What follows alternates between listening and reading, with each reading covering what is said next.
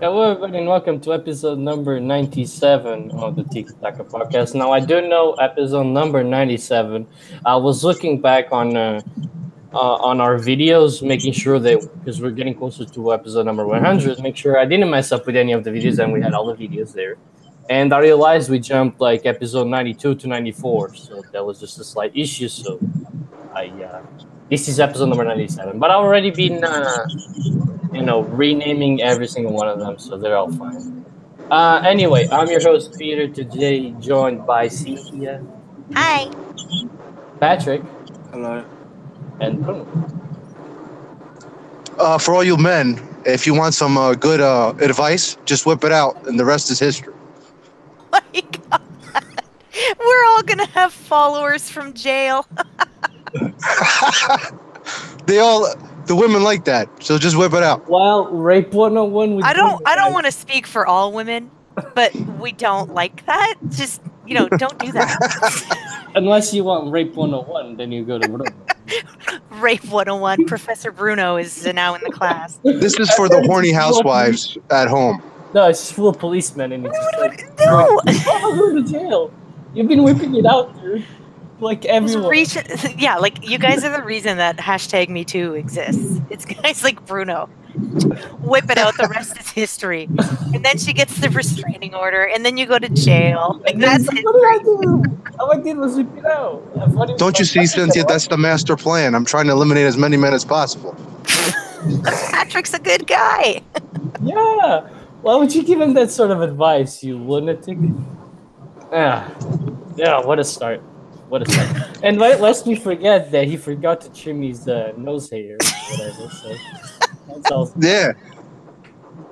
How Men, old make are sure that you you trim your need- men. Make sure that you trim your nose hairs. Women don't like that. You heard it from And for Bruno. all you Bruno's other, for you other men, you got to manscape because Peter might like that. I don't even know what that means. But For the boys and girls. Manscaping. I don't know what that means, but whatever. Okay. I don't. And I don't think I want to know during the podcast, do I? Red Well, velvet you can British. listen- That's it. You can listen to No. my new podcast that I'm gonna be coming out with. Nah, I'm Bruno's tip. fine. No, I'm fine, bro. I'm fine. Bro. And all of a sudden, like, the average number of men going to jail quadruples. And I was you know, listening to Bruno's podcast. It's all And for all the women out there, just make sure that Patrick is single and ready to mingle.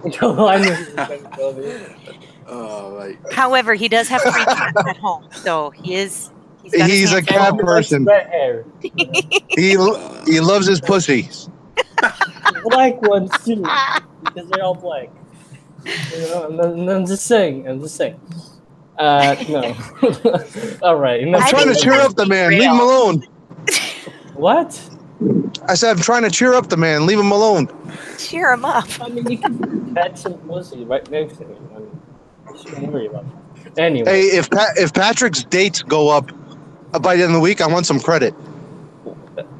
I think that would be due to Patrick, not to Bruno. Like, Oh, no, because I threw it out there that he's a single man. He's ready to mingle. Yeah. It's, Make sure that you send all nudes to me, and I'll evaluate for him.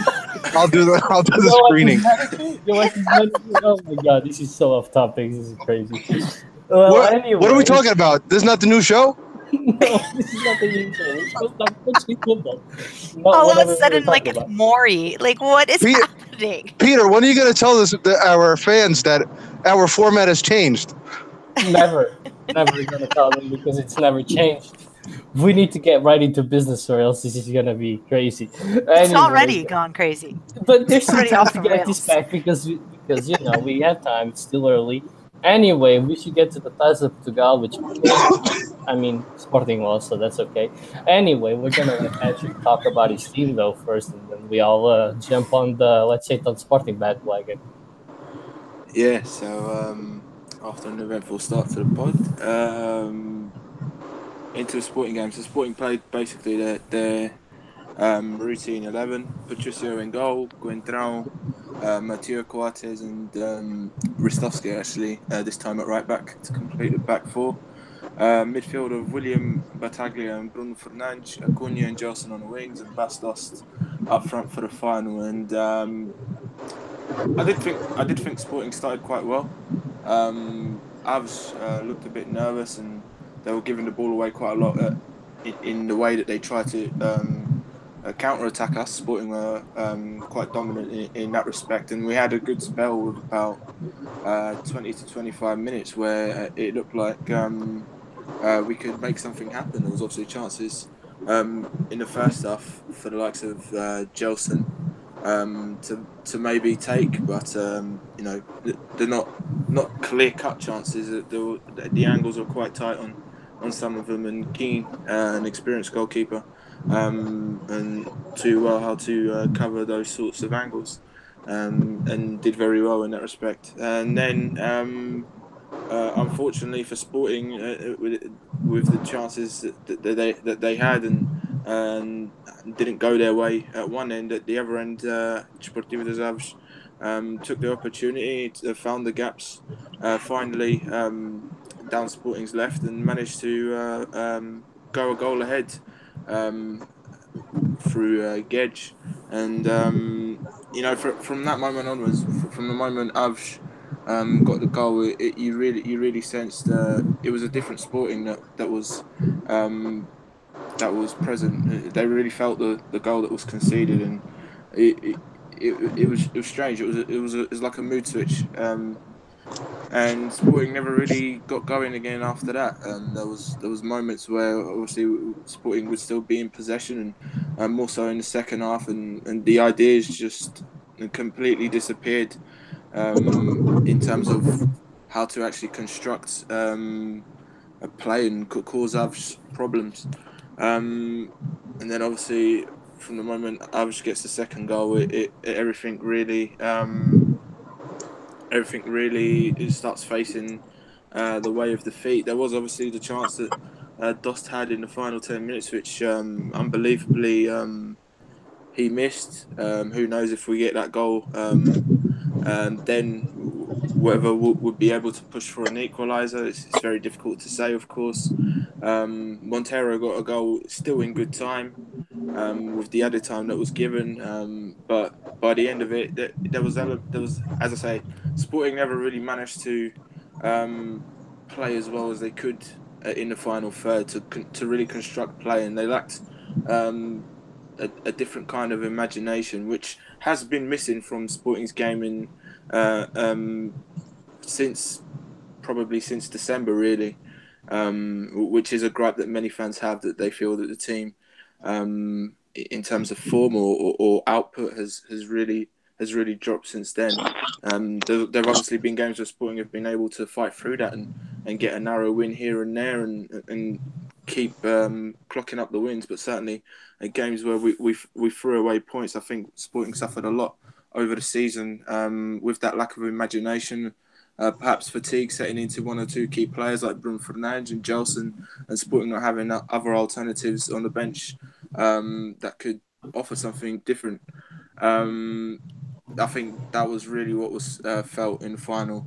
And obviously, then you got to factor in the fact that Sporting really only had 1 to 2 training sessions to prepare for a game like that. A cup final is always a big occasion, no matter who you play. So to have 1 or 2 training sessions with everything that was going on, the drama from Tuesday afternoon and everything in between, all of that obviously plays on particular players' heads, and certainly, in my opinion, a lot of players out there who, with everything that happened, wanted to at least sign off on a positive note, and you could see how cut up a lot of them were at the end of the game when they didn't manage to win the game, and ultimately were perhaps seeing themselves facing further consequences for what the defeat meant to the fans. Um, it was sad to see. I wasn't as sad to have lost the final. Obviously, it's always terrible to lose a final. You always want to clock up the trophies, and it was a good opportunity for Sporting to do that. But to me, it was more of it was like a combination of how sporting had broken off, essentially how everyone had split into two basically, and we weren't as unified anymore, and it was a reflection of how how not together Sporting were, and it's really sad to see that after all the work that's been put in over the years to build Sporting back up to where they deserve to be, which is challenging for multiple honours. To sit there and perhaps expect the worst now from the situation that Sporting finds itself in is really disappointing, and you could see that certainly on some of the players' faces who knows may have played their last game for the club. Yeah, that's kind of crazy, and something that I think we should definitely get to at the end. But to get everybody's thoughts on the game, I don't know, Cynthia, if you want to weigh in now or yeah. Yeah, I'll weigh in now. So I watched the game too. On the whole, because obviously I'm a neutral in this game, I thought it was entertaining. I thought pretty much the entire time that Cointran was on, he was completely leaving you guys like defenseless and open. And Avj completely took advantage of that. So good for them to realize that was happening. I saw him running up a lot. And then he just wouldn't run back. Like he would take a shot or lose the ball, whatever, and then he just wouldn't get back to where he needed to be. And Avj completely, I lost my word, whatever. Avj took advantage. Otherwise, I feel terrible for the. I saw somebody call it a walk of shame, and I don't know that I call it that. You got to go up to get the medals. And there were a few adepts there that I wouldn't call real fans. You don't sit there and like smack your players and bitch at them like, fuck off. Not when they need your damn support. Come on. And otherwise, I thought pretty much everybody on Avs had a great game because they stepped up when they needed to. You've got to remember, I think this is their first year coming up, right? No, first year that they actually maintained in the first division. Yes. No, this is the first year. This is the first year that they maintained staying in the first division from 1 year to the next. Yeah. So good for them for that. And I laughed a little bit because Mario's dad is José Mota, and he's having some hard times right now with a couple of Sporting in the family. And so he's like, I'm going to block you from winning. And then it happened. And he's so proud of himself. But like, really, it was just coincidence. Come off it. He had nothing to do with it. Unless it's Bruchadia in the house. Who knows? And then I think it's Gedge, right? He got the 2 goals. And in the 66th minute, the kid does this crazy little back kick. And I actually like screamed out. I was like, look at that. He's fancy. And Mario's like, it's all right, Cynthia, it's all right. But yeah, like I was enjoying the game. Fangirl. Yeah, right? Like I really was, sorry. But for Sporting, Gelson was on it too. Like he was attacking a lot. I know Josie, Josie number 1 is saying I'm never neutral. Thanks for coming out. And he was also saying that Gelson isn't a true 10. But I thought he played well. I mean, the guy is everywhere. I like watching him run because then his hair like flops around. I think it's hilarious. And yeah, I'm fangirling over his hair too. Some of them are bald. It's not fun. Like Bajdosh, that's not fun to watch. He had that crazy post hit, which really sucks. And I heard a lot of people being rough on him, but dude has a head injury. Like leave him alone. Show me any of you that can do this after being attacked and we'll talk later. You know what I mean? Like come off it. And so I think that's another thing. Like these guys just had a really shitty week, and it ended the shitty week. So sorry, Sporting. I was kind of cheering for Avs because I like to see the underdogs, unless it's against Benfica. But yeah. All right. Well, Bruno, you want to weigh in on this? Yeah, I mean, I think a lot of you guys said it was a very entertaining game, and it really was, and especially the last 15 to 20 minutes. That's when it was like kind of edge of your seat type of entertainment. I'd like to start off by saying that I think the tactic that Cableta tried to use, and I know he didn't have a lot of time to prepare. He had one training session, which was the day before to get used to the grass, which is not enough to prepare for a cup final, like Patrick said. The way I looked at Sporting is they try to funnel. It looked like they were trying to just go through the middle, and there was not enough wing play. They weren't getting service on the outside. Only the last 15 to 20 minutes is when they were actually getting service on the outside, and that's where they started to become more dangerous. When they started to spread out Avs more. The whole time they were trying to go through the middle, and Avs was just like, "Oh, you want to go through the middle? So we'll just stack up in the middle and try to go through a forest of players," which Sporting wasn't able to do. William Carvalho was a zero in this game. You can tell that he's mentally checked out of Sporting. I thought that there was a lot of players that tried to win the game. The center backs, the whole back line I thought was tried as much as they could, or as best as they could. Cynthia thought her analysis on Quintron was pretty accurate. He just doesn't have the level to play at a Sporting anymore. I've said it in the beginning of the season. He's ready to play for a Rio Ave. He's not ready to play for a team like Sporting or any title contender. Midfield-wise, Bruno Fernandes was very locked down. Avs did a great job in nullifying him. And then, of course, the two wingers, they just try to go through the middle way too many times. Bas Dost wasn't getting a lot of service in the box. He missed that shot. I mean, let's be honest. I don't think he was prepared for that save. It was a reaction, and it just happened to hit the crossbar. It's probably... It's true. It was also on when they did the replay, it was on the back of his heel too. And I know, playing soccer and whatever, if you want to call it footy, I know that with me, if it's going to be the back of the foot, I'm not going to have as much control. So I thought he did pretty well for that chance. I thought he actually hit it, thinking that it was offside, kind of with not a lot of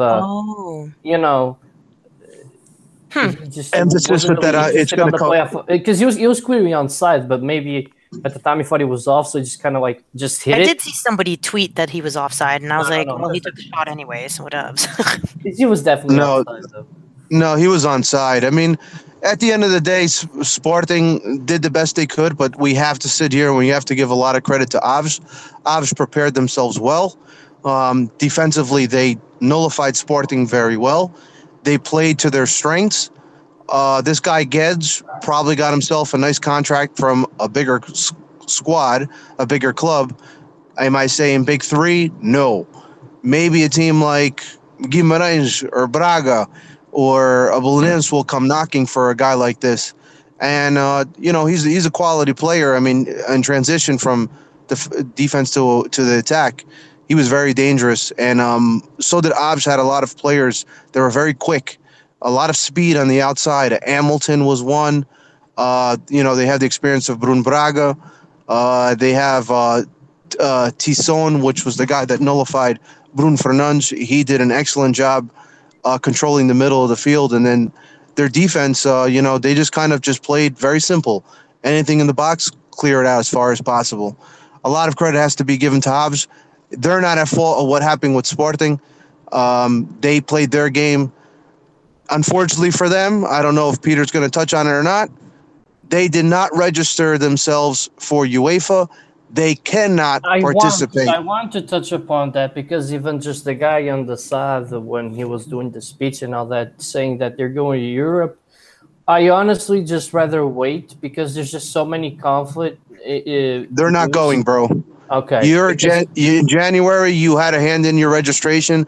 They failed to do it because they're a frugal pork chop club, just like most. They didn't think they were going to make it this far. Now they automatically think they're going to get in, but there's no registration. Sorry, buddy. You just ruined your chances at making your first European appearance, winning a cup final, and you didn't do the proper paperwork. And that's the problem with a lot of Portuguese clubs. They don't take care of their business like they should. And if they don't have the money, maybe they should stop importing so many foreign players that cost a good amount of money. Though. Could be good for Portugal, though. Because I actually think the Liga should help with that.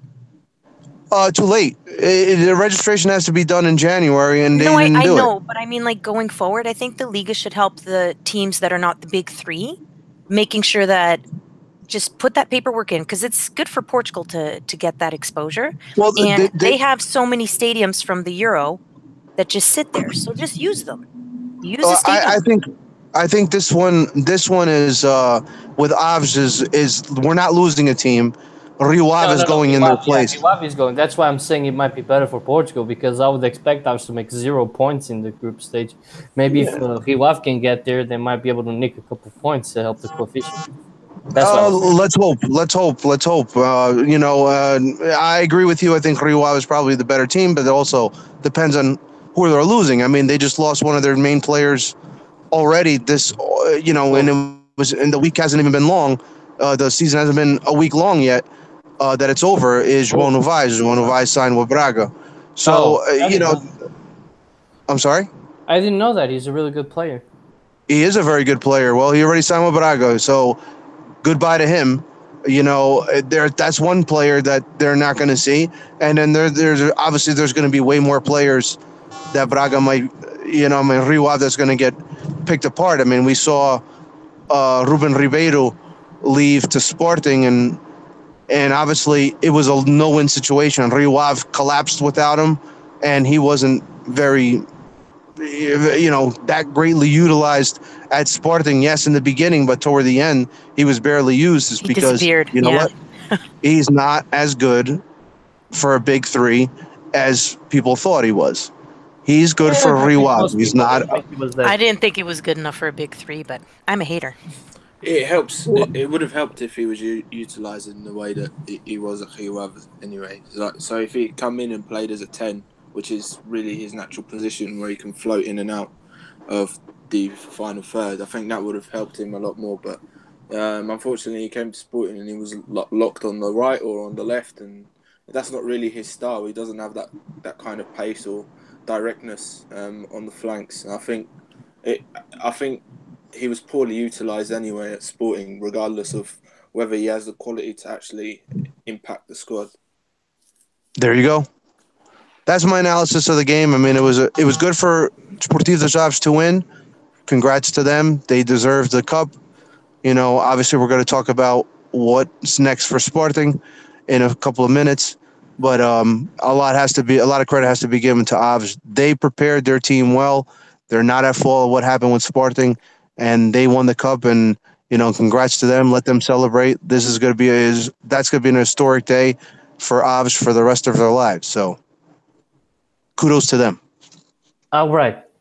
Now, I must tell you guys that I watched the first half of the friend's house because he wanted me to come over. And never say ghoul on a Sportingista's house. They will absolutely murder you. I was not expecting that. That was Don't say what?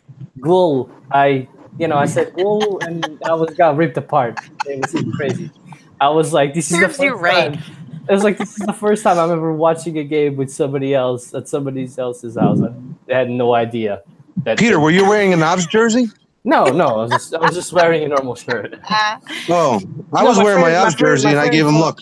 My friend thought that he was gonna be alone, so he was like, "Hey, you want to come watch the game with me?" And then like his family shows up right when Avs score, and they went nuts. They were like, "Oh my god!" They're Sporting family? Yeah, they're all Sporting. That sucks. Well, Peter, you got to understand. It's a desperation hour for Sporting and their fans. They really expected this win. The win. It wasn't only to symbolize just to win the cup.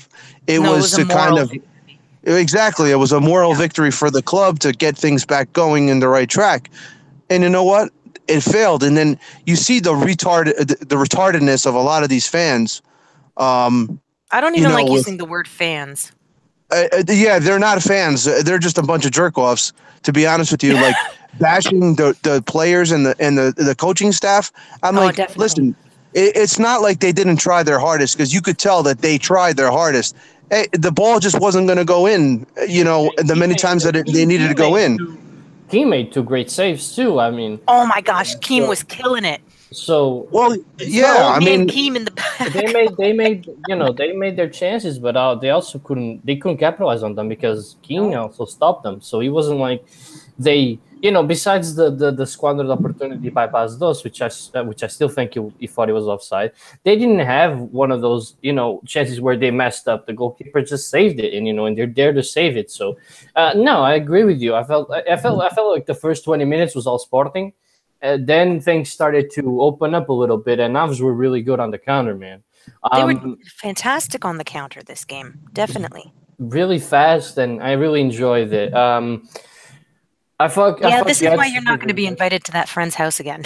No, I mean, Oh my like, his sister just went like nuts on me, and I'm like, Jesus Christ.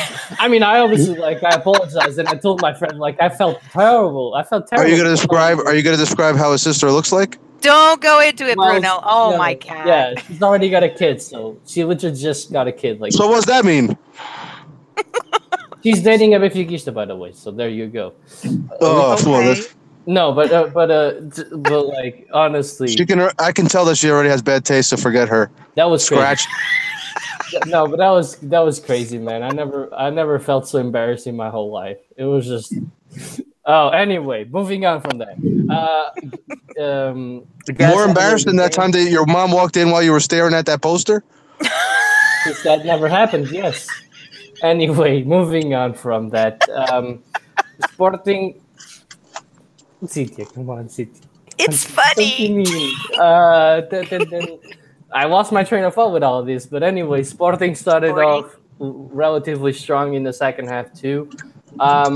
But it wasn't a game where they created a lot of chances. I think the first 20 minutes they didn't capitalize on it, and then from then on it was just kind of routine for Avs. They didn't really mess up. I just want to get you guys' thoughts on the goal, because I know that Gelson gets stomped, but he doesn't even complain. Do you guys think that that's a foul or not? Like that one. No, because you could tell that when he lost the ball, he knew it was him. That goal is pinned on him. Right? He didn't even react to getting stumped. He was just There was no stomp. He lost the ball. I felt the guy took the ball away, and then there's contact. I mean, there's no stomp. He knows that he messed up. He made a mistake. They capitalized. They lost the game because of that goal. No, I was just saying because I saw some people say that it was a foul, and I'm like, I could kind of see it, but then Gelson's reaction, he's not even close to somebody that just got fouled. So I mean, if he doesn't even react like he got fouled, then it's not a foul. That's how I saw it. I just wanted to get you guys' take on it because nobody touched upon it. I thought it was a foul. So you think that if you do react, it's a foul? I just think that from the image, I thought that he got stumped, and if he would have reacted to it, I would have called it. With the VAR, I think. No, there was no foul. I didn't think it was a foul either. Yeah, I don't want to team up with Bruno, but I don't think it was. No, he messed up on. I just thought that he got stumped, and would he have clutched his foot or something? I would have considered calling it, yeah. But maybe I'm just reading it wrong. I could be reading the play wrong, obviously. Well, but I think you were staring at your friend's sister. And Patrick doesn't think it's a foul, yeah. So. No, I do. No, he does. He agrees with you. I sort of do. Josie says it was too. I thought it was, but he just didn't react to it, so that's why they didn't call it. That's how it can be accepted that perhaps it can be ignored and all that, and obviously Gelson, in shock that he'd lost possession where he did, and saw Abs race through, perhaps was didn't react in the normal way that some players that are thinking, and in other times they would have gone down. He didn't have that clarity in his mind to do that. But even then, I wouldn't put the blame solely on Gelson. Still, Coates was still there and could have shown the player, could have shown Gedge down the byline, and he didn't, and let him cut inside on his favoured foot. There's still a lot of stuff that went on after that. And I think you gotta give credit to Gedge too. I think, really good play. The way he breaks Coates down, and this is what I've been saying because with all these rumors that Sporting players could be transfers, and I hear Porto fans saying that they want Coates. I'm like, I don't want Coates, and yesterday was a perfect example as why I don't want Coates. 1-on-1, and you're supposed to be a top defender in the league. And you got broke he only had one option, was to go cut inside, and he cuts inside and he scores the goal on you. You look like an asshole. I mean, I think that tall and lanky. And it wasn't just that play. He was terrible the whole game. It was terrible challenge. It was a terrible challenge. and I was with my friend, like I told you in the first half, and he just kept going on Quats and William, which I thought were Sporting's worst players in my opinion. Like they were. For this Quats had a game, poor yes. game. Quats had a poor. I think Quarters is a good player, but obviously he's certainly one of the players that's since December. Everyone says December is like the symbolic date, but since that time, he's really someone who has dipped in form quite a lot, and he did have periods the season before this one where obviously he wasn't as good as we know he can be, which is obviously in this situation for Sporting is obviously troublesome because if you look at along Sporting's backline, there are a lot of players that physically they're also below par. I mean, Coentrão, his engine blew a long time ago.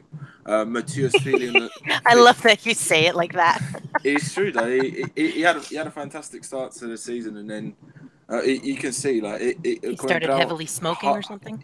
He always smoked, but Matthias another. He's feeling the game's on his legs now, and obviously we had the issues with Pacini and how tired he is, and perhaps Rostovsky could have been used a lot more than he did during the season to freshen things up. But that whole back line from Sporting is looking a bit stretched, and I think Quartes is no different. And obviously, with that lack of freshness and lack of form in between, I think it can be plausible that obviously his decision making and execution isn't as good as it should be. I also wanted to touch quickly. I was like really disappointed with Jesus through parts of that Really? game. Yeah, He brought on Misic. Yeah, Well, but he took Coentrão off. I thought that was a never, good it call. never made sense. No, the Coentrão. Yeah, but Coentrão was playing like as a left winger. Like what the hell? Yeah, but time out. That's when Sporting started to become more dangerous because they started playing more wing play, and Cunha started to become very active on the outside. I thought Acuna would pass in the first half, not in the second half. He had a great second half. I thought he disappeared. What, are you kidding me? The last 10 minutes was all him crossing balls in the box. Yeah, it was. It was all Acuna. It was all him. Sporting improved a lot once. Peter, stop looking at that. Stop staring at your friend's sister, for Christ's sake. I was just saying. Watch the damn game. All right, for 35 minutes, then I felt like he did. That's you baking cupcakes with her. Stop it. Sporting. You guys make cupcakes. No, we did not. Move on, Patrick. Yeah, I was going to say, Sporting improved a lot once Acuna was dragged back to left back because obviously someone who demands the ball and he was able to carry the ball forwards from left back slot. So, Sporting were more active and they were more urgent in what they were beginning to do once Acuna went to left back. I don't think Coentrão had anything to do with it and left mid because he was essentially, he was doing nothing. He was just counting down the seconds for Jesus to pull the trigger and sub him off. So it was weird. It was weird, obviously, to see Misic come on and have like 5 minutes or whatever left mid. I don't know if there was some miscommunication there or anything like that. But when you've got a player like, for example, Lumor, who yes, exactly. I was going to talk about him. Just play him. He's an energetic player. He will stretch the game regardless of how good he may be or how good Jesus may think he is. He's someone who's got the ingredients to stretch the pitch in the same way Acuna did, and then you can also play Acuna further up if needs be. You could flip-flop him around, right? You could, depending on the player, you could have, just a reminder of like how Jesus hasn't really utilised the depth of his squad quite well. Even when Misic came back into the middle, you could see Misic had some very good moments in possession where he was, recycling the ball from left to right to left, and keeping Sporting ticking in a game. And he does seem like a decent little player. I think we spent a lot of time throughout the months of March and April where instead of playing someone like Misic, like we played Petrovic or something, or a tired William, and we never really got anything out of it. Perhaps had we began playing Misic a lot more, and not only Misic, guys like Vendel, guys like Lumor, Even Ruben Ribeiro, in certain instances, should he play in his correct position, perhaps Sporting would have got a lot more out of their season and would have been able to drag on their results to the point where perhaps they could have won the league or won the cup or whatever. Or both. So, yeah, why not I hate both? to say I told you so, but this man was like this at Benfica. And yes, I say, like, sometimes I jokingly call him the ex-wife, but that's very much what he's like. He's got great hair, but he's a stubborn ass. Yeah, And you it's guys think he changed or something. I'm like, no, man, he's still gonna friggin' do this. Chelsea and obviously, Porto in the we have matter to of accept 2 that. weeks for our history. Well, yeah, I accept it, I know. But you guys are just like, no, he's so great, he's gonna get it. Well, now y'all know. And Cableta? I just don't understand though. Was Vandal on the bench, or He was on the bench. He was, yeah. Yeah. then why is he not? Why do you not look at him first? Like you Because he's stubborn and he has his favorites. It's the Yes, same as when he exactly. was Benfica. costs Come on. like 2 mil and Vandal costs like 8.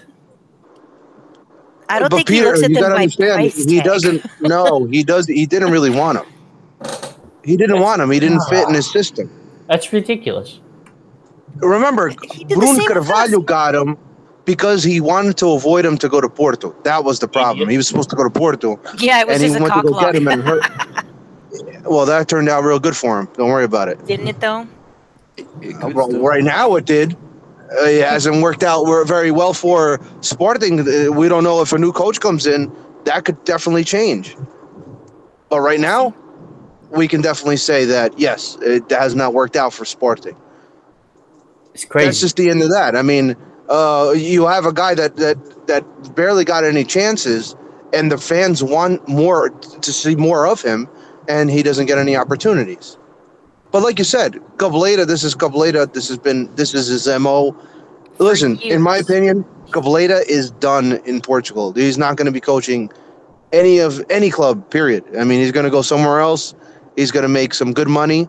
They won't understand him after a month, and they'll ship him out. Like Chenche Ocho. Yeah, exactly. So Emo, if Sergio for some reason leaves Porto, he's JJ's Porto No. by No. far.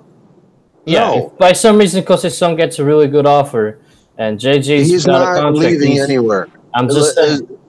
Peter, I know you're wishing on your Porto lucky would stars. even take him? Yeah, it's been a long romance between Pinta A Costa and romance. JJ. Yeah. Yeah, it's nothing new that we all know that Pinta Costa wants JJ to manage Porto. That's Peter, not- I don't want Cableta on my club, and I definitely don't want him because last week you I'm were just- very upset no, I at was him not. going to Sporting. I was not. It's been 3 years now. You still haven't gotten over it. I was not, and I'm not going to touch upon it again. I was not upset over JJ. You guys No, fully you love him, understood we me know. when I went off the air. So don't you throw that at me because that's Tens fraquinho. Tens fraquinho. You know Bruno's gonna Mandala. upset you. Come on. all right. Whatever. I was on my Sporting game assessment. Jesus Christ. Anyway, You're still Jesus going Christ, on. can't I help was. you. I didn't finish. So You know there's only an hour show, right? I'm just going to finish by saying that Sporting ended up getting their goal really late, and they just kept launching balls into the box, but ours were just too superior, and most of the crosses never made any sense. So just and also You guys are congratulations always to the like to Sporting say, fans. that's what I was gonna say. You guys always like to say you're the best fans in the world. Yeah, best fans in the world who left the damn thing at like 75 minutes. The goal Yeah, hadn't that- even been And scored. they did, and Y'all are That's haters. very they did that shitty. with Braga. They did that with Braga. and They ended up beating Braga. So like, I'm fuck just those letting guys. you know. The ones who did That's walk very away, I know I shitty. had a few sporting people on my Twitter go, hey, they're allowed. Everyone's entitled to their own thing. What? No, Hey, but, no. No, we- that's.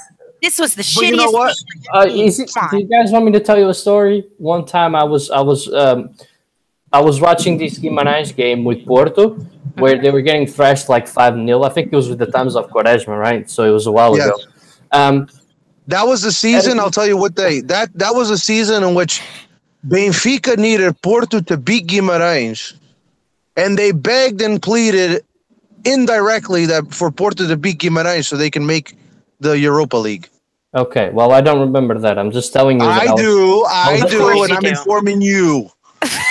I was at that game, Thanks for and the my info. dad literally forced me to leave. Like he grabbed me by the shirt and said, "We're done. Like the game's over. We're leaving." Who did And I that? didn't want to leave. My dad. And I didn't Oh. want to leave. And Gimenez was getting thrashed just because, like, there's if you're going to a football game, you stay until the end. Like, and the team that I was rooting for was getting thrashed. If it was Benfica, it would be the same thing in your Sportingista. You go to the Jamor, which is something that we all dreamed of going. Like I tried my best to get tickets when Benfica went there like last year, and I couldn't get it, and I got devastated. So when you have that opportunity, you stay until the end because who knows what's going to happen? Yeah, maybe they ended up losing, but if Montero gets the goal in the 80th minute, who knows what else happens? Like if he gets the goal early, there's a lot of things can happen. I just Well, when if Bas Dost scored at the time that he was supposed to score, that he could have scored, the game would have been different. Right, exactly. So it's just like, and if I didn't leave when my team, when the team that wasn't even my, when a team that wasn't even my team was getting trashed, then y'all shouldn't leave when your team's losing 2-0 in the final. It's I just agree. That's very poor. But then again, are they really fans? Because No, that's apparently, fair when they scored, all of a they all sudden checked the back. announcer said that they were all coming back. Yeah. That's Look, fair what is weather that? fans for you. I'll tell you right now, we were at the last game of the season for Benfica, last weekend? Yeah. And we stayed. The game didn't mean anything. It didn't mean anything. What was it? Second place? No, Doesn't matter. So we're it meant there. something. We're cheering the Mordidins fans on. We're there for emotional reasons. And we're with all of our friends from UK and America and all these things. And we stayed. We stayed for the entire time we could. And then eventually, like there's this usher who's like slowly cleaning up some of the chairs and shit. And I'm like, oh my God, we gotta go. They're starting to clean. Did you help clean? No. Then what was the Bad moral of the Portuguese. story? What was I doing? The That moral I story stayed is till the that fucking game ended and everybody was leaving, man. Terrible. That's a terrible fan. Doesn't even help clean.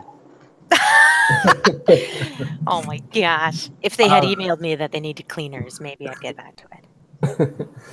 But yeah, I thought that was crazy. You don't want Fans any keep- emails with Benfica these days. That's what. Actually, that's I got not an what the email emails are today. for. What did it say? The email today said that if you take your socio card to the loja, you'll get a free replica of the next season's jersey. Oh my God, free one? Josie! I just read the chat. Oh my God, everybody missed No, out. these guys are fighting in the chat. Yeah, it's hilarious. No. Like he said Peter is finishing. Sounded like he finished when he saw his friend's sister. Oh my God, Josie. What'd you do? You finished on her sister? No. I was said like, can I finish? Because I was like finishing off on my assessment of the game, and Josie said Peter is finishing. Sounded like he finished when he saw his friend's sister. That's right. I agree with Josie for the first time in the show.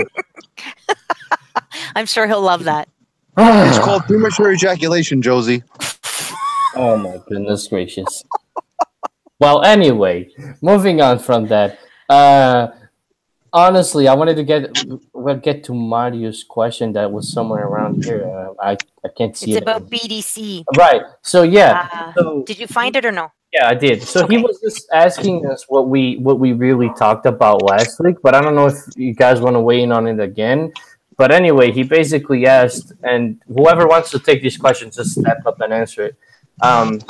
What would it take for the Bruno Carvalho fans to finally turn on him? If rumors come true of players leaving for cheap, Bruno Carvalho could have created a financial crisis. I'll take this one. Listen, they already turned on him. That's it. I mean, all his supporters, at least within the club, have pretty much said he's isolated. And now they're all talking about like they're going to have a meeting. They called for a meeting. I think it's tomorrow, correct? Isn't it tomorrow? Patrick said that now. it was right now. Yeah. Okay, then it's today. And they're basically going to say, "Hey, listen, buddy, you got to go. I'm sorry." I That's mean, just the reality of it. he better Yeah, but they better hope that that's the case, because I feel like a lot of players, and listen, even if they don't terminate their contracts, most of them would want to leave. And listen, if you're gonna be forced to sell them, you're gonna be forced to sell them. You know, you're not gonna keep them around. Paying them good contracts and not playing them. So it's a really tough situation. And to me, it was decided. We could see it when they were looking at each other and just crying on the pitch that they knew that this was either their last game or Bruno Carvalho has to go, because it felt like that. It didn't just feel like a final that was lost, it also felt like it was the end of something if Bruno Carvalho doesn't leave. I think that he definitely needs to go, or else most of those players would go. The guy that you felt probably the most sorry for, and I know I did, was Rui Patricio. Of course. I felt that guy, like, I listened to Manuel Fernandes this morning on Playoff, and he was describing his experience with him, and I always said it. Rui Patricio was one of those players on Sporting that never wanted to leave. And this is a guy that he's 8 games away from setting the Sporting all-time record for games played. He's about to set the all-time record for games played in the Portuguese league that is held by Manuel Fernandes, who is a Sportingista. But remember, Manuel Fernandes played for different clubs as well. And he's I don't know, he has some other record that he might be able to break. And it's a shame that after 12 seasons, you're not going to be able to break that record for 8 games. 8 games, that's disappointing. And this is a guy that might be sold by a lot of fans too. It's not just like they're. But Cynthia, let's be honest with you. Are they right on that? Are they right on that? Do you think that they're right to do that? No, I mean, buddy, I'd keep him as long as I damn well could. I love him. Nobody's saying they're right, but we all know why they're turning on him. That's why I feel. And listen, and if I was Patricio, I would genuinely reconsider playing the game, because, like, honestly, when I heard what Bruno Carvalho said, saying that he can't approach the fans and this and that because they know what they're capable of. What? So you're indirectly blaming one of your best players, one of your longest standing players, and your captain for what happened at Are you serious? I agree. And if I was Patricio, I would even reconsider playing the final. I don't even know if I would have, because what he said was just ridiculous. It was just I have to agree with you, Peter, on that one. And this is very rare when you and I agree on the same thing. But it is a fact what you just said. You can't do that to your captain in public. I mean, once again, you talk about reopening a wound and throwing some salt in there. Like, what is wrong? I don't understand with this guy. The president, you know what I mean? Like, you should have an ally in him. Like, when shit went wrong with JJ at Benfica, LFV was like, "No, JJ's staying." I called for his head when he lost, and LFV stayed with him. So, as much as I didn't like that he stayed, LFV proved me wrong, right? Like, freaking JJ went and got a few more titles with us. Well, we know how, but that's a different story. All right. I mean. I'm gonna say this, Cynthia. I mean, I'm not a Sporting fan at all, but I do like what Bruno Carvalho. No, but I like what he's done for the club. He's done a lot of great things. A lot of things that probably Benfica and Porto should have done with their finances. I'm talking about business wise. This is what I'm referring to is in terms of great things. Now. Has he opened his mouth way too much? Absolutely. Yes. The guy is beyond opening his mouth. This guy has to stop. Someone has to put a muzzle on him. But the muzzle is not going to help out no more. Yeah, and the Facebook and the computer and everything. But you know what? He activated Facebook. I was like, what the fuck? Why did he do that? And then on top of that, he goes back to it. He goes back to it this weekend and reopens his account. I mean, let's be honest. What he does? He exploited his daughter. I was like, what the shit? How do you not know where your kid is? Like, do you guys know that he deletes all hate comments towards him, but leaves all comments towards players? Yeah, what a piece of shit. Well, you know what that is, Peter? That's an egotistical man. That's Trump right there. Even his ex-wife, like, did a comunicado to, say what he was saying wasn't true. Like, he's so crazy that he lied about his personal life. I'm not going to take that too much into. I'm not going to take. I'm going to take that with a grain of salt. But he with brought the it into public ex-wife, when he because shouldn't have to, the though. ex-wife could take advantage of this Yeah, opportunity. I'll kick the guy while he's down. But why did Bruno even bring that up though? Like that has nothing to do with what he. Listen, I listened to that press conference. I don't know why. It was 2 hours of absolutely ridiculousness. Like, why did he bring up his personal life into it? Why did he bring Marta Suarez and Wishipieri into it? Like they He's had crazy. meetings and whatever. It's just he, Crazy. and the thing is, like he shows every trait of a dictator. Like he throws every blame to everybody else. He is a dictator, in my point of view, because he never says, "Hey, this is on me." No, he just throws the blame into No, everybody else. He it's shoots at everybody Vieira, else. Marta Soares, Rui Patrício, Yeah. William Carvalho. It's everybody else's fault, but not his. I agree. I mean, I'm going to agree with you guys. I believe 100% what you guys are saying. It is absolutely factual that this guy, he just decides to blame everybody. He's actually a loose cannon, Oh, and it for doesn't sure. seem like anyone's going to be able to stop him right now. And he's So acting as if nothing's ever happened. Like he's still acting. He's like, never done anything wrong. Yeah, it's ridiculous. And listen, a guy on Sport TV made like a great argument, which was, so this person says that he doesn't have the conditions to go to watch his team, the team that he's a president of, live. Yet he thinks that he can still stay president. How does that work? exactly. And us three keep on talking. We're leaving Patrick alone. I know he's feeding all he's Oh answering God, all he's probably seething. I'm his so women. sorry, Patrick. All his women. No, it's because of the call that I put out that call earlier today that all He's a bit busy. females Yeah. contact He's a bit busy already. Patrick. So he's fielding all Are you his screening your voicemails already? Yeah. Yes, I mean the guy's busy. He's got I'm thousands. flooded. You're flooded. What we've been saying, Patrick, you want to weigh in UK's on the available situation? bachelor.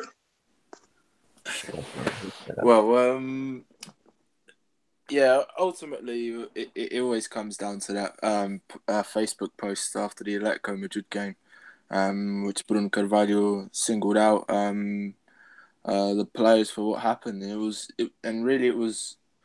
as I've said before, it was a situation that should have served to unify the club and go into that second leg and say, you know what, we made some mistakes in this game, but if you take the mistakes away, then we look Atletico Madrid right in the eye and we give them a game, and that's what we should do for the second leg. That's the way it should have been driven, but obviously for reasons beyond me, and perhaps there are a lot of stories that are going on in the background that we don't know yet, but that the decision that Bruno Carvalho chose to take was, meanwhile, stating the obvious. Gelson and all that should have scored, and Coates shouldn't have made that mistake. But by doing that, you obviously it's almost like you ridicule a player, and you do so in public, which is the last thing that a player who makes a mistake needs. Once he makes a mistake, he knows that he's made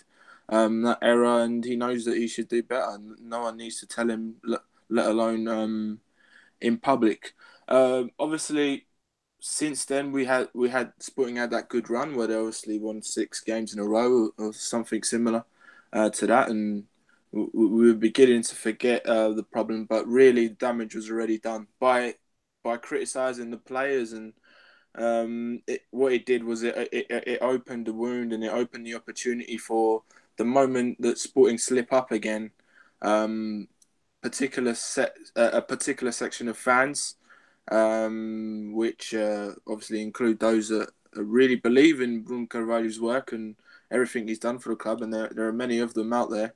Many of those fans would then turn on the players should anything go wrong, and it did go wrong. We didn't play particularly well against Benfica, and then we paid a price with perhaps an even worse performance against Marítimo, and now we lose against Desportivo das Aves. So, 3 bad episodes for us, and obviously we have this crisis that is now ongoing.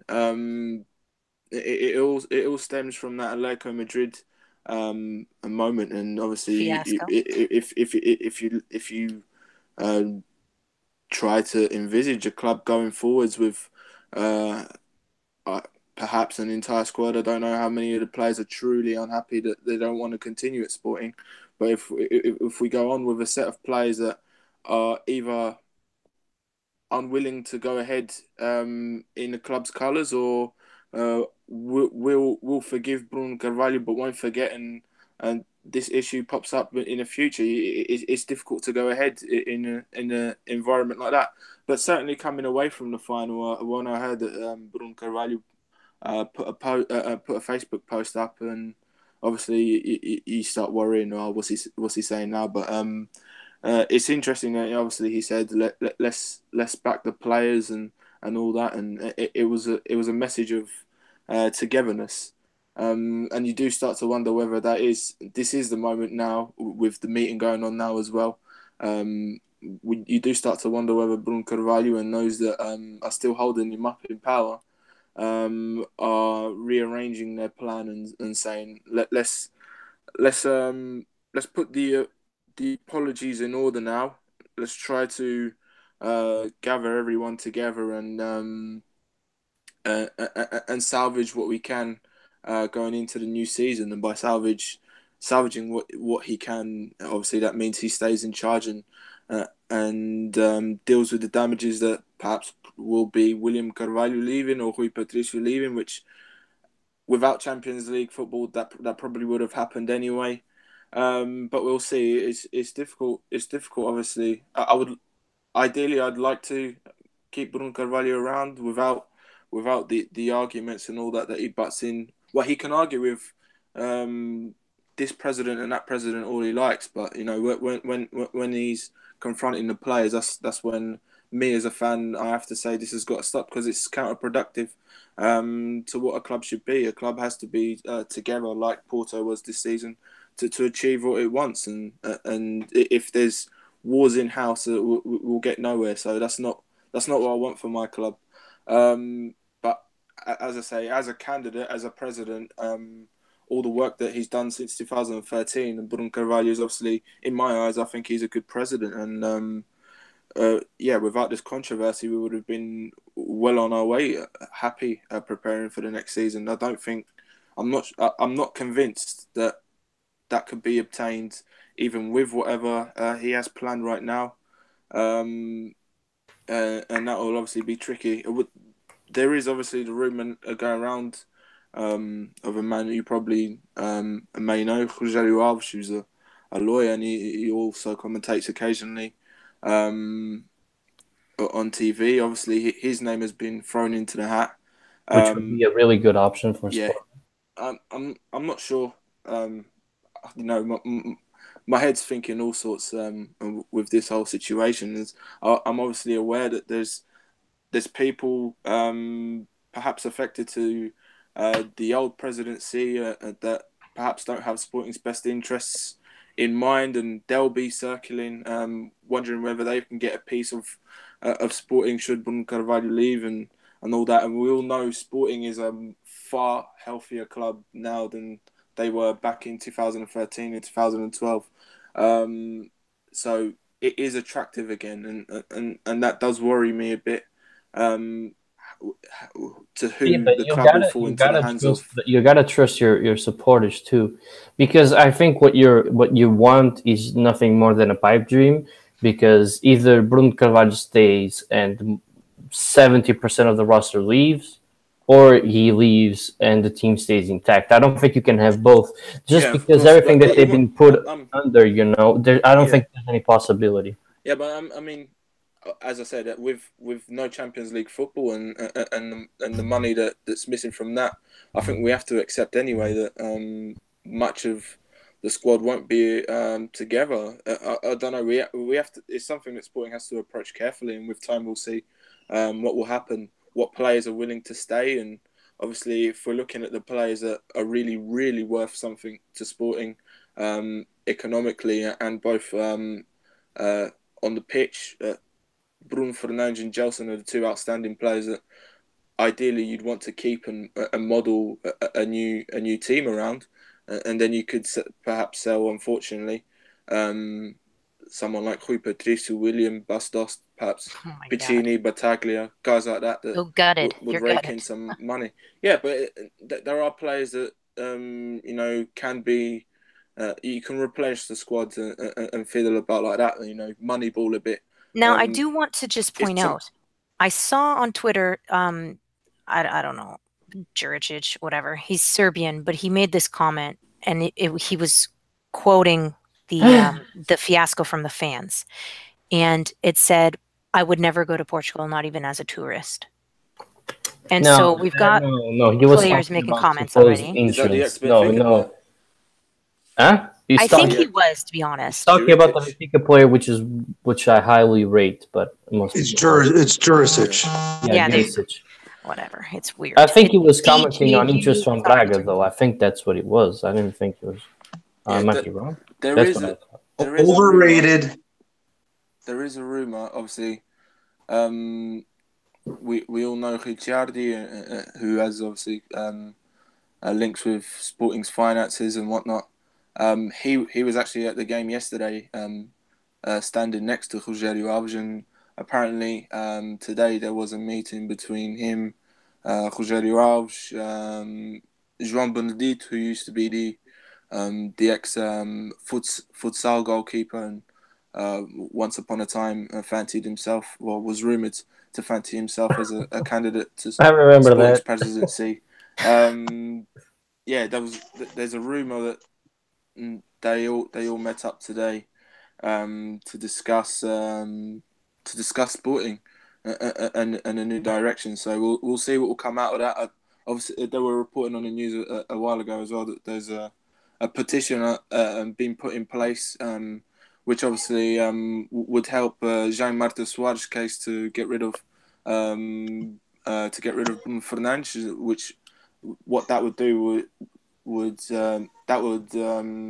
provoke a meeting between members and all that, and they'd obviously discuss the potential of elections. So we'll see what will happen. There's obviously movement. From what I can see, there's movement in both ways to try for Bruno Carvalho to try salvage things and for others to oust him. I'm not sure which is the best direction for Sporting yet, though. So we'll see. Mm-hmm.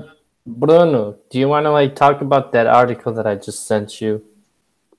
Yeah, I mean, it sounds like Thursday there's going to be a new meeting. I think they want to kind of decompress and they want to see, they want to just talk about what, what happened at the meeting. Everybody wants to kind of settle down and reevaluate what everything was said. No one wants to take any type of decisive measures before, kind of sleeping on it for a few nights, making sure that the right decision is made. I don't honestly know what's going to happen with the players. Are the players going to be willing to wait that long? I'm pretty sure that somebody's going to be contacting the players and telling them, "Hey, listen, you gotta take it a couple more days. Wait a couple more days and see what this rides out." But I think that there's no other solution in this case than to just dismiss Bruno Carvalho. You're probably never going to see or hear from him at least that much again, other than Facebook. I don't see him. And I think it is going to be for the best, at least for Sporting's sake. It's going to be better. It's very disappointing what this guy has done within the last month or two. And at the end of the day, it's right now. I feel bad for a guy like my dad, who's a Sportingista, and a guy like Peter, and some other friends that I have. A guy like Steph. These guys. They suffer. They waste their time to watch them and support them, and and then you have guys that make some really stupid mistakes, really make bad decisions, and frustrate these fans. And I really hope for the fans they can get their club back on track. For the real, and not the ones that were cursing at the players while they were walking away. No. Yeah, not for those the guys that were BDC walking. fans, for the Sporting fans. Not for those. Definitely. Not the, the ones that were leaving the stadium 15, 20 minutes before the game ended. Yeah, not those fans. Those No, are not the sorry, fans that boys. you want. Those are ones that they only want to come around when they win. Yeah. Porto fans were the same way. Well, I mean, this year, I know you guys don't follow Porto pages, but obviously I do. And there was a lot of fans that Really? were requesting tickets. There was a lot of fans that were requesting tickets for the last game of the season or last two games of the season, and the Porto supporters that do sell tickets, they were like, "Oh, where were you 2 years ago and 3 years Yeah, ago, exactly. and so on and so forth." Like, no, you're not getting any tickets now. It's Like, every we don't every need. every team has those guys. Yeah. Well, yeah, I mean, listen, we saw Benfica's stadium, half empty in the last game of the season. It still has It was what, three forty quarters. Shut your thousand? face. I was there. Still had forty All right, thousand. 3 quarters. They That were is. still Thank gonna. They were you. still. They were good. A lot of. Well, you guys couldn't sell out against Porto in a Still decisive had game, 62,000 and though. and What that is it? that Was it just like goes to show 60,000? that just goes Well, to show but that Benfica the still had the best average though. Just like just saying. depends in terms of numbers. Yes, in terms of percentage of the stadium, Yeah, but maybe that's not. almost. But I mean, if the Dragão is smaller, obviously you're gonna. That's what I mean. Percentage of the stadium. Yeah, but I mean that's You get what I'm sort of. saying? Ugh, Bruno, you talk a lot. Well, anyway. Okay, so Well, we. we have these fans that we have to get rid of. These are not fans that deserve anything. When if you don't like soccer, if you don't like the club, or you don't like the team, then go support someone Go else. watch some There's plenty. ballet. Get out of my face. No, yeah, there's plenty of other clubs around. The Belenenses, Stubble, they all need help. They all need support. Estoril needs it now that they're going to second division, and Moreira now is signing with Benfica. I mean, and I was going to touch about this about Rui Patricio really quick. Mhm. Rui Patricio has been in goal the last 12 years. Sporting has not needed another goalkeeper. Their goalkeeper situation is completely resolved. You look at Porto, you look at Benfica. This season with Casillas was a little iffy, but Benfica was definitely very iffy with the goalkeepers. And now they're signing four or five. They signed Moreira. They have Varela. Paulo Lopes is retiring, but they're bringing in. I Man, don't even know how to say his Varela, but name. Varela's on his way out. All right, Villa but they have out. the German. Waco They have the Dimos German got keeper. signed, and Moreira would be the new Paul Lopes. So nothing. Yeah, he'll be the new number Still need one 3. more. You have Is We still need this one Villar more. We still need and the one more. German, right? German or Greek or whatever he Yeah, the is. Waco Dimos. Waco Dimos. is this Moreira All that right, was at him. Benfica back in like 2004 and all that? Yes, Yes, that's the He's one. back at yes, Benfica. Apparently, yes. He's back. Wait, He's the It's coming he's the full number circle, 2. Patrick. Full I'm actually circle. surprised he still plays football, let alone back at Benfica. He was at Like Keem. Estoril, Keem Patrick. still plays he football. was I didn't even Patrick, realize. he was decent. Patrick, he was a starter up until January when the January window opened up. That's when they went to get Renan, and Renan became the starter, which is actually a pretty decent goalkeeper. He's He's not actually bad. I really used good. to like Moreira, but back when he was obviously a younger fellow at Benfica. I actually used to rate him, but I was just surprised. Surprised he's back. Patrick, No, don't yeah. tell me you're a Malancia. No, I'm not. All right. So, all right. So with that said, I want to touch just quickly, and not you, Bruno, because I know your opinion on it. I want to ask Patrick instead, and I'm not sure what Cynthia said, so I'll ask her too, because I know that we were undecisive about this. Like I think most of us agreed, but Bruno disagreed. But anyway, Patrick, now with everything that happened football wise, all right, with Gelson, do you think that did you still think that he's ready to make the jump, or do you think that it would benefit him to stay at Sporting? Not Sporting, but himself, it would benefit him.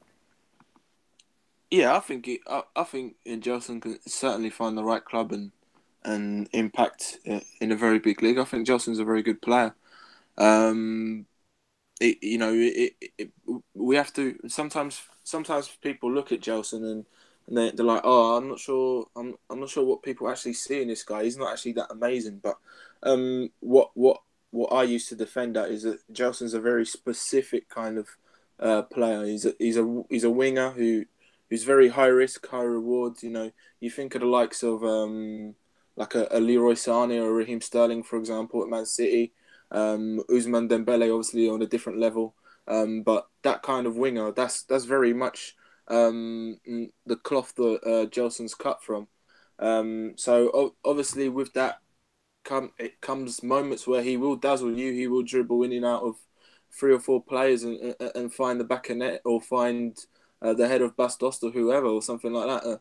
And there will also be times where he crosses it and the ball floats about 5 feet over Bastos' head. You know, it's just it's the consequence of a player that plays his football at whatever speed he runs at, and most of the time when he's running, he's sprinting. He's looking to make an impact really quickly in the final third.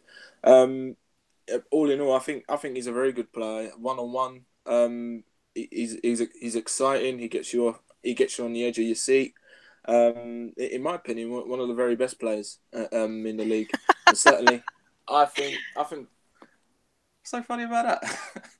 I'm so sorry. No, I thought I was muted, and then Josie and Mario are making fun of Peter in the comments. Oh, they're making fun of me. I was trying to I'm just going to share. I'm so sorry, Patrick. I'm just going to share it real quick so everybody understands why I'm just a random laugh in the middle of nothing. Yeah, no. It's those red velvet cupcakes, One isn't of it? the best players in the league, and then she just does stop laughing. I'm so sorry. That's so rude. No. But Cynthia, you gotta explain to our audience the reason why they're laughing is because Peter missed most of the game yesterday because he was making red velvet cupcakes with his friend's sister. So this is what they said. Mario's like, LOL, the sister comments are too much. Whose muffin is getting worked? And then Josie's like, question is Peter the one working it? And then I so rudely interrupted you. I'm so sorry, Patrick. Right. Please continue. I'm going to mute myself now. It's okay. Yeah. So Patrick likes that. By the way, ladies, keep on sending those nudes. They're looking good. And Patrick is having a field day. Oh my! He's trying to figure out. He's ironing. He's coming down with those. Move on from that agenda, please. What do you mean? Why are you hating on Patrick? Let the man get his women in order. Let the man finish his thought first, and then women. Now, to quickly summarise that, yeah, Gelson can easily make the jump, and I could already tell you one club where he'd fit right in, which in my opinion is Arsenal. So, yeah, he's ready for the jump. There's only so much a player like that anyway at this stage can learn from the Portuguese league, and I think it being a player that's right at the top. Like guys like William as well and Rui Patrício, you don't want to overstay. You don't want to overstay your stay basically in the Portuguese league. So you have to get into other leagues that challenge you. Sometimes you will go to a league where you won't hit the ground running. That's perfectly fine. But all that's important in a player like Gelson, who's 22, 23 now, is that he keeps challenging himself, keeps learning. And betters himself as a player. I think he can do that at a league like the Premier League or the Bundesliga. So to answer that question, yeah, absolutely. I think Gelson's ready to move on. I hope he stays, perhaps for one more year. We'll see what Sporting can do next year, but ultimately, yeah, I think he's ready for the jump. All right. Well, I still think he's also ready for the jump. I don't know if you changed any opinion, Cynthia, though. I agree because it's exactly what like Patrick was saying. When you get to a certain point and you're the best one in the league, you got to move up or you're just going to stalemate and perhaps start diminishing. So him moving up, even if Josie says he dances around the ball too much and he needs to work on his passing, I see him as a decent player. Like I wouldn't have minded him at Benfica. You know what I mean? So clearly he's decent. I disagree with all three of you, and I'm going to tell you why. Because yesterday he had a perfect opportunity yesterday. Same argument that they're. He had a perfect opportunity yesterday to put the game away early. He had 2 chances to score the goal. If he's the best player in the league, you're burying those 2 shots. If you watch the game, he was always losing a lot of the balls because he was trying to go from outside in, and it wasn't working out. But I mean, is this the best? I mean, are you gonna use this game as the worst? It's not just one game. Yeah, it's not just one game. That's my point. My point is not. Where was he the game against Marítimo? Where was he the game against Marítimo? He But who wasn't was there. everybody else? Where in was he the game against? Where was he the game against Benfica? He wasn't there. You Who see was what I'm it? saying? But was it really his fault or is To me, the coach's fault for the way that he sets up to the me, team? in Gelson's defence, as I said back when I was analysing Sporting, I think Sporting suffers a lot with the fact that in terms of you could have just stopped it there. Sporting suffers. Yeah, I could have. In terms of destabilising defences, there's only really two players that Sporting can look at, and that's Gelson and Bruno Fernandes. And as I said, as the season's gone on, form doesn't last forever. Fatigue begins to set in, and these players don't really have the clarity in their minds that they did at the start of the season. You can Let think me ask about you this, other players that come in and replenish the squad. Patrick. That I would have to ask you a helped. question. I have to ask you a question, Yeah. Patrick. Go ahead. You live in the UK. You live in England. Is there one EPL team right now? Like, what are the top title contending teams? Can Gelson Martins right now? Now, I'm not saying playing, being coming Yeah. off the bench Okay. and coming off the bench. I'm talking about hands down, week after week. Starter. He's the starter at this club. Yeah. Which one?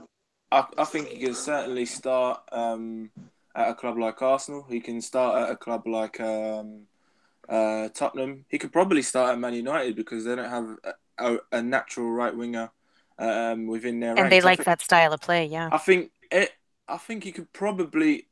It's arguable, but he could even start at Chelsea. The only two teams that I think Gelson couldn't start at is obviously Man City because they're super well equipped, and Liverpool because they obviously got Salah and Mane and Firmino and attacking, and they're soon to add Nabil Fekir to that, if reports are to be believed. So, but no, on the topic of the Premier League, I've given the example of Raheem Sterling.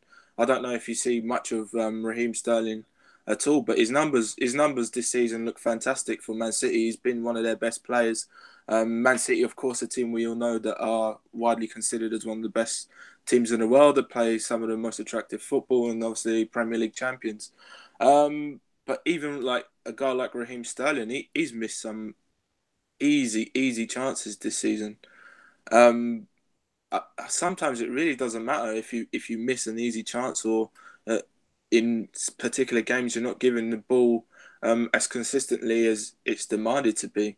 So when a player fits and he can find the moments in which he can impact a team, sometimes that's all that's needed. And I think Gelson can easily do that. He can easily replicate what Sterling's doing right now, for example, at Man City, with the right coaching, with the right club, and the right circumstances. I think that jump is easy for Gelson to make. I agree. Anything else you guys want to say about Gelson? He's not that great. Coming from a Porto fan.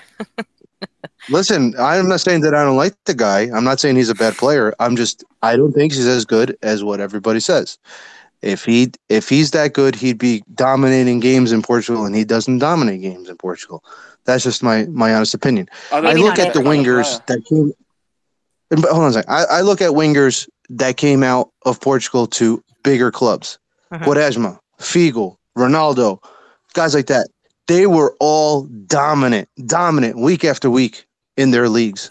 Yeah, but he's not one of them. Didn't end well sometimes. I don't think Ronaldo ever got to the stage of dominating. Certainly not at Sporting. I think Ronaldo only started dominating, and this is a very good. What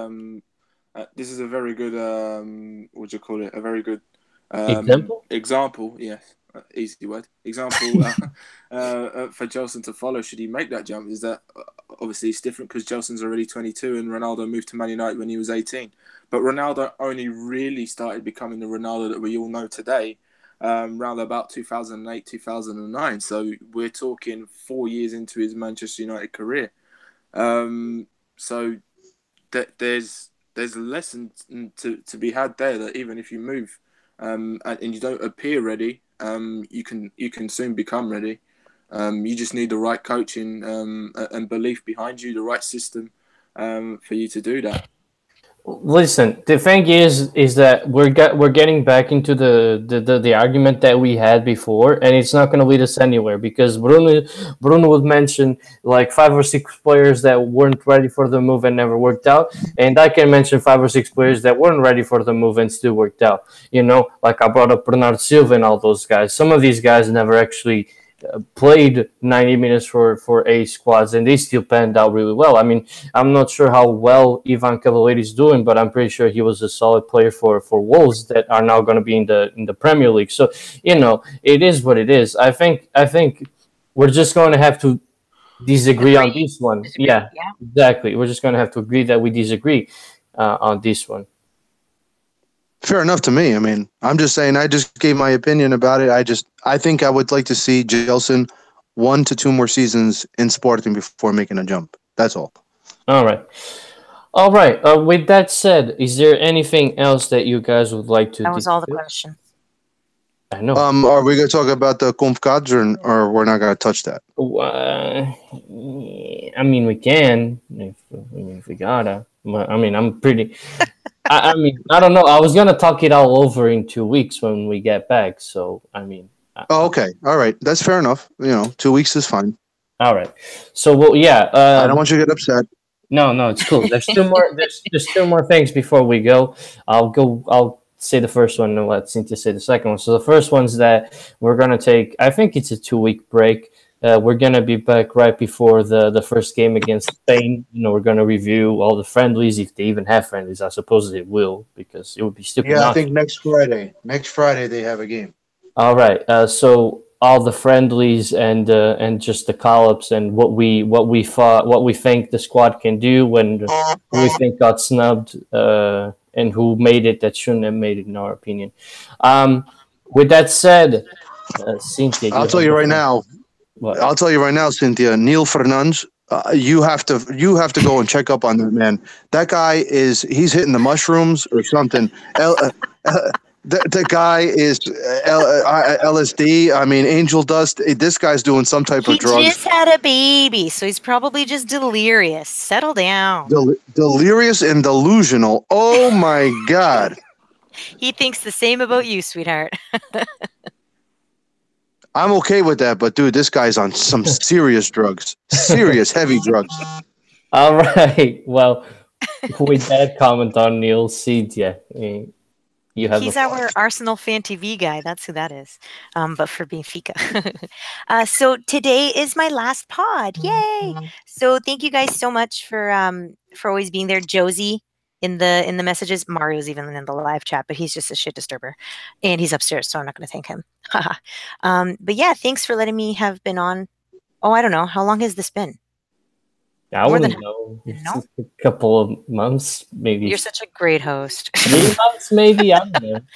I think longer, no? Maybe more. February? Yeah. So long. I don't know. Yeah, it's been a while. It's so normal now that, you know. I know.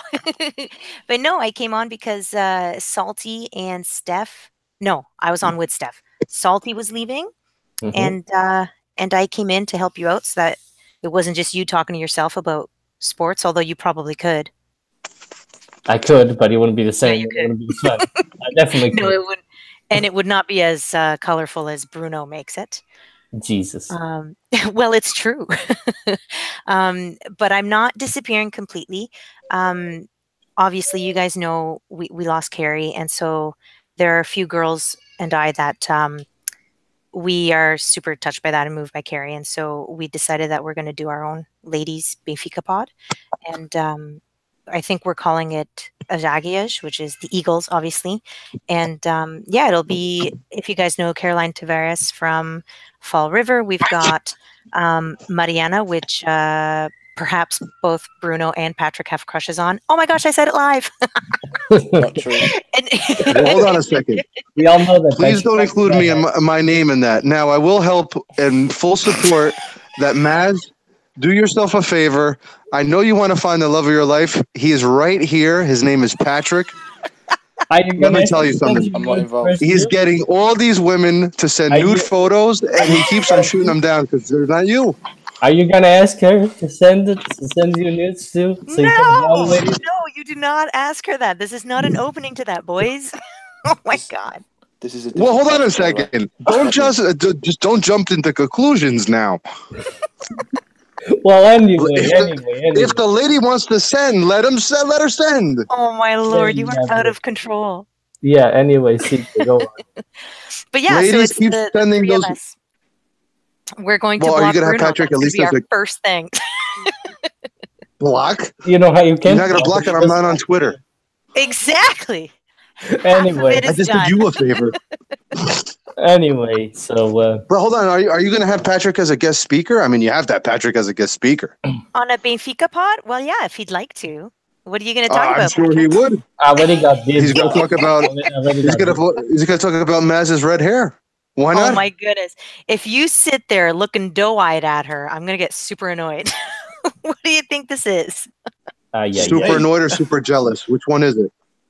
Oh, maybe a little bit of both now that you mention it. Aha! yeah. The truth is coming out. Ladies, right. I'm telling you, Heartthrob Patrick. That's the Heartbreak Kid on the show. This is the Shawn guy that you Michaels? want. Is he Shawn Michaels? Well, I don't know. I don't know what he is. You might want to. I don't know. Do you know how he is?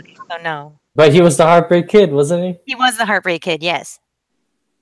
Well, Patrick is the podcast version of the Heartbreak Kid. So, ladies, rack him up. Shawn Michaels 2.0 right there.